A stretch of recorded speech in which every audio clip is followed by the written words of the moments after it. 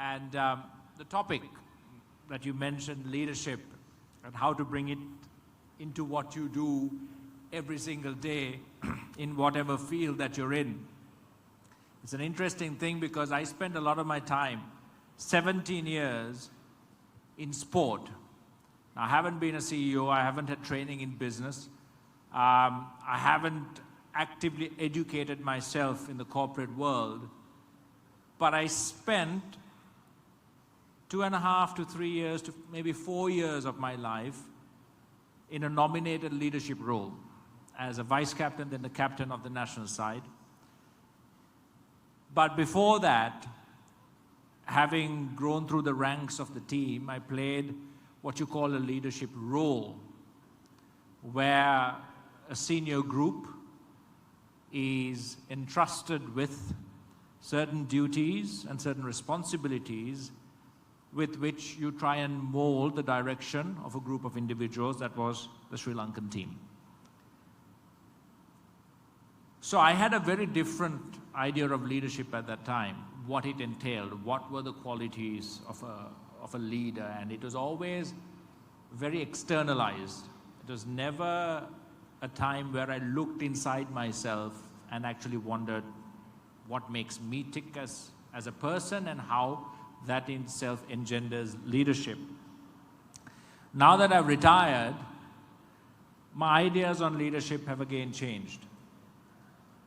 Because what I've realized in the last 3 years, that the most difficult aspect of leadership is not leading others, but it's about leading yourself. Looking inside yourself, understanding who you are, and being able to translate that, your core values, what makes you human, into a lifestyle that benefits not just you, not just your family, but also your community, your country, and the world at large. So it's been an interesting time and journey for me as well, trying to find out how I fit into this. So, Kumar, we have a gathering of more than 3,500 people. Would like to know, as the leader, how important it is to have a contingency plan if something goes wrong, and how to be patient, and how to look for different avenues of getting your thing done. So yeah, I mean, having contingency plans and having all these little technicalities that you think of is fine and well. But if you look at the qualities of a leader, the most important things that you identify with are your core values. And these core values are in everyone, right? These core values are basically human values. What do you see in a leader? You see inspiration, you see example, but what is it that you admire? When you talk about leaders, when you talk about people who've inspired you, we are trained from a very young age to look outside. We talk about people we see on TV, we talk about people we read about in books, we talk about people we read in the newspaper, from Nelson Mandela to Steve Jobs to whoever you name. They're all external figures that we actually know nothing about. Zero. Do you know? I haven't met them, I don't know them personally, I know of them. So what is it that really makes a leader? How do you know? Is it the public life that you lead, the public image that you project? Or is it something so private and personal in your life that it actually projects itself from the way you live, the way you operate, the way you communicate, and most of all, in the way you build relationships with one another? Because leadership in any field is about that. Building relationships and building relationships that last. Every corporate in the world is in the relationship building business. Because that relationship you have within it and without with your customer base, that is what makes you great. So, what we learn in school and at home, integrity, honesty, accountability, your duty of care, love, being sensitive, being sensible, being accountable, being a person of integrity. These human values are what makes all of these leaders so attractive. Why? Because they don't have to expound it to you, they don't have to say it to you. You are attracted to them, they're magnetic. Why? You see it in the way they live, they see it in the way they work, you see it in the way they communicate. So how many of these qualities are actually in you? That is the first question. Basic human decency, love, respect, tolerance. These are all great attributes of leadership. So where do you learn these from as a kid? You don't learn it from Nelson Mandela. You don't learn it from Steve Jobs. You learn it at home. You learn it in schools. You learn it from your friends. You learn it from family. So the greatest inspirations, if I'm asked a question now in my life, my answer will be very different 10 years ago. 10, 15 years ago, I was asked, I would rattle out a series of names that would include every sporting great from Muhammad Ali to Sir Vivian Richards, because Vivian Richards was a cricketer. Then I would rattle off Nelson Mandela's name, talk about Martin Luther, I'll talk about this, that. But now, if I asked what made me me, and what made me thrive in the environment that I was in, that of sport, as a person, as a leader, as a captain, my greatest inspiration, they've been my parents, they've been my family, because the entire foundation upon which I built my entire life has been those core values that I've been taught as an infant. And those core values, to me, are the most important asset that you hold as a leader. In fact, you answered already one question that I received, who has been so inspirational to you. And next, we have Neela Akram sent this question. What's the difference between a boss and a true leader? See, that's a great question, because we have similar roles in cricket as well. Being a leader is about empowerment. Going through life without purpose is the worst thing that you can do. Your entire existence is about finding out what your true purpose is. Never confuse your skill with your identity. If I ask you who you are, and you tell me I'm a cricketer, I'm a CEO, I'm a director of this company, I work in logistics, it's a bit sad. That is what you do. It is not who you are. So the true purpose, or one of the great skills of leaders, is that they identify their purpose and themselves very, very separately from their skill. So when you're a leader instead of a boss, rather than telling people what to do, although that is also a part of it, you actually lead, inspire, and empower people to become better. And that is not just in the workplace. You have to empower them to become better people. Your skill in the workplace is one part of it. But your role as a human being, the values I spoke about of earlier, getting you to be better, which in turn makes you become a leader, which in turn helps you to empower others, and on, you call it paying it forward. Now that is what a true leader does. He leaves an impression, a legacy that lasts way beyond his time, and that is not a building, that is not a business, it is not money. but it is a feeling that you've been touched and changed to be better because of having known, worked alongside, or been a part of someone else's life. So leadership to me is all of that, those little intangibles that you don't really see but you feel. And when years down the line, you look back at your own life and you come to a reference point where you think that your life would change for the better because of this one person or these people, change for the better, that is when you identify leadership.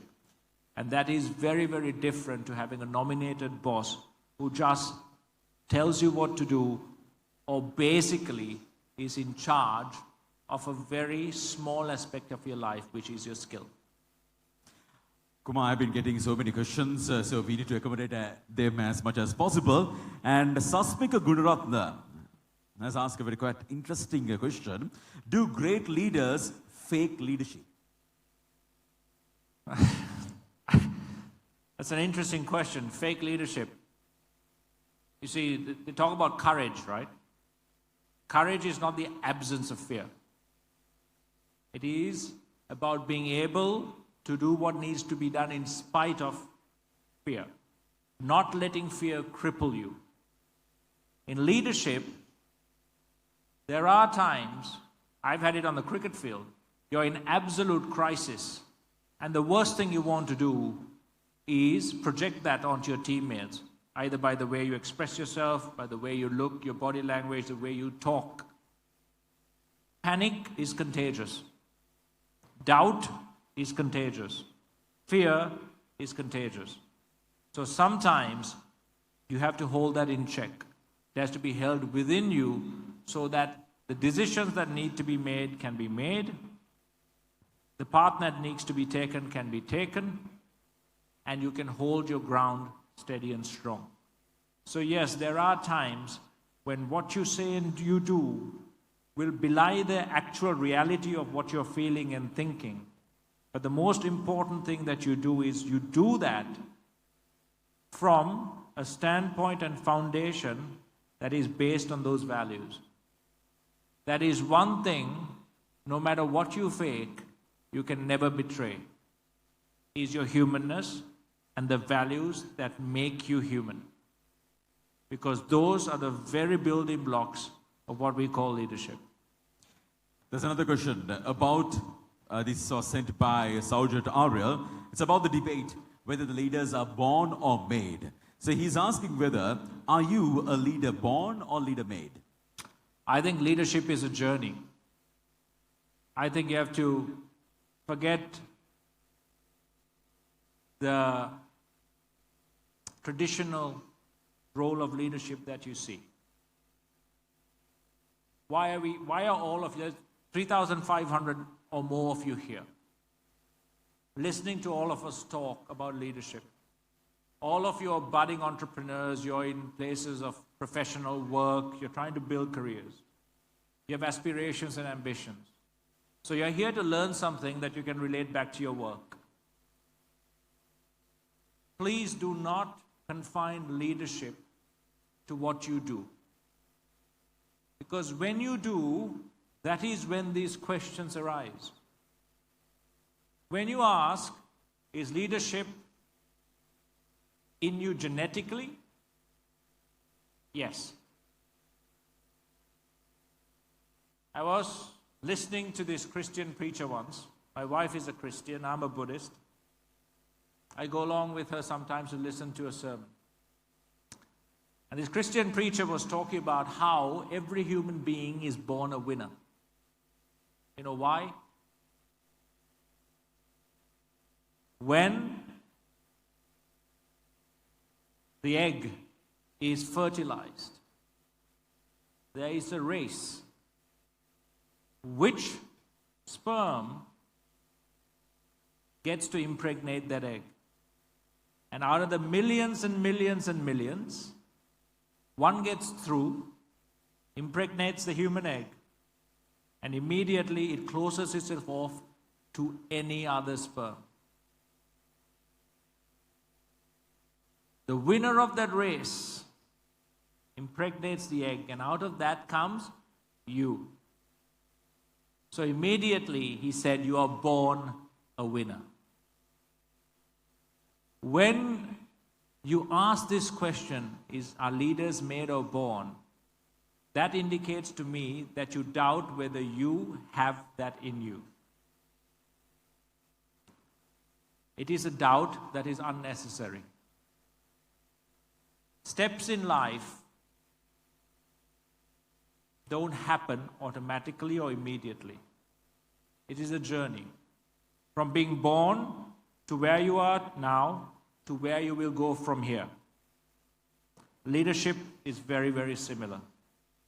The lessons that you learn at a young age, how you take that to heart, how you then use it in your life, make it a part of yourself, and having the strength and the conviction to commit to a path where you will not compromise. Those values, those building blocks of your character will empower you to become a leader. If none of you are leaders, that means none of you have encountered leadership. Because leadership empowers, leadership engenders leadership. In our cricket team, our entire focus was not about one captain and 10 players. It was about having 11 leaders on the field. One nominated captain, but a group of leaders who are able not only to inspire and lead others, but more importantly, to lead themselves. So leadership is a journey. When you discover it within yourself, that is a question that I cannot answer, that only you can. Right. The next question sent by Milan Ravinta. It's about how you can get the contribution from the other members of a team in a crisis situation. See, in a cricket team, it's actually quite simple. A crisis situation is when your team is in trouble, you use your experience, you use your situational knowledge, you use your gut, your instinct, you use maybe the opinions of those around you that actually can help. And you must have the courage to make a decision. And with the execution of the strategy that you have now decided upon, actually go ahead and make that decision correct. In cricket, very few decisions are right or wrong. That depends on the execution of skill. So if in a crisis situation, I ask a particular bowler to bowl, that might be the absolute right decision in that situation, but if he fails to execute his skill, the decision still is not vindicated as being correct. Now in real life, it's very different. It's a lot more complex. Crisis in real life comes at you from various sides. It could be at home, it could be at work, it could be wherever, in school, wherever. It could be in society as a whole. The most important thing is, number one, you have to know who you are. Self-awareness, that is absolute key.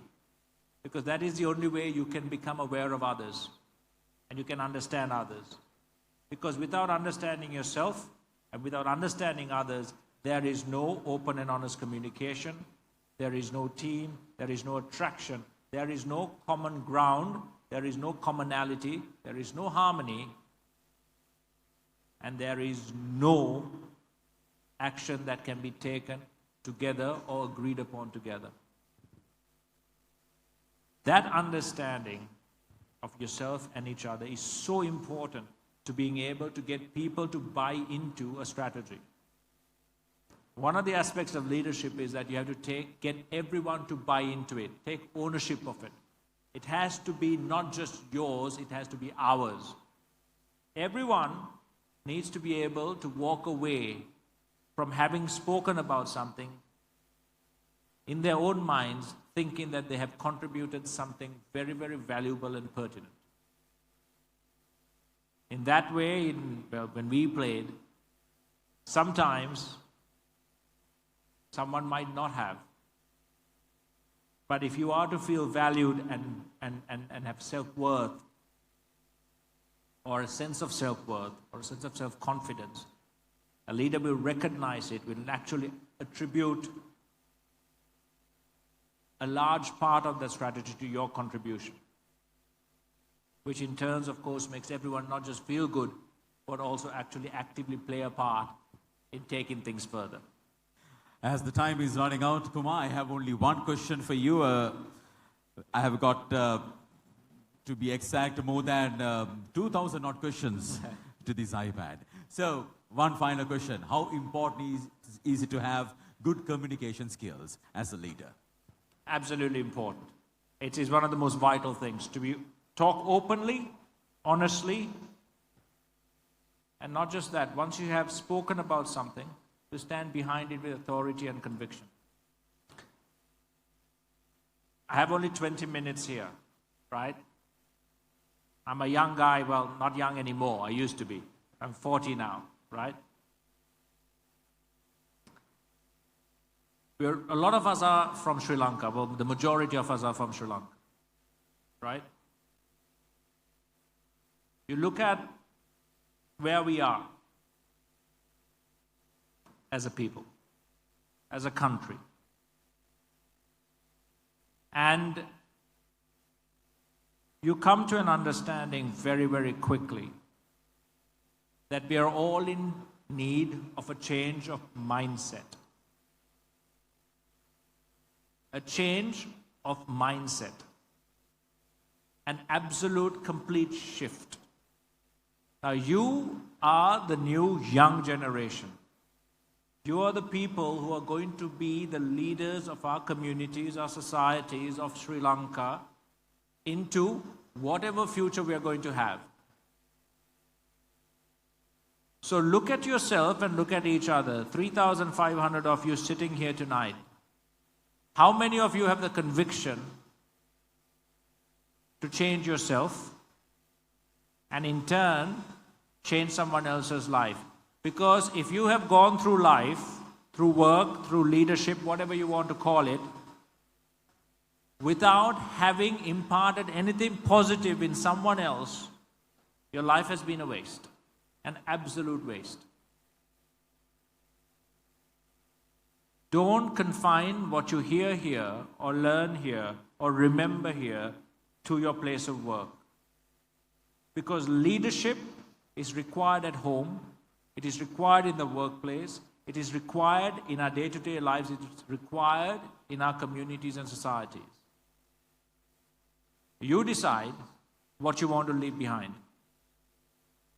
What sort of a family, what sort of children, what sort of society, what sort of community do you want to leave behind? We are a country that have gone through crisis after crisis. We are a country that keeps manufacturing crisis after crisis. We are a country that cannot escape sometimes our own narrow confines of our traditions and customs and our histories. If you guys want to be leaders, true architects of change, you cannot do it without courage.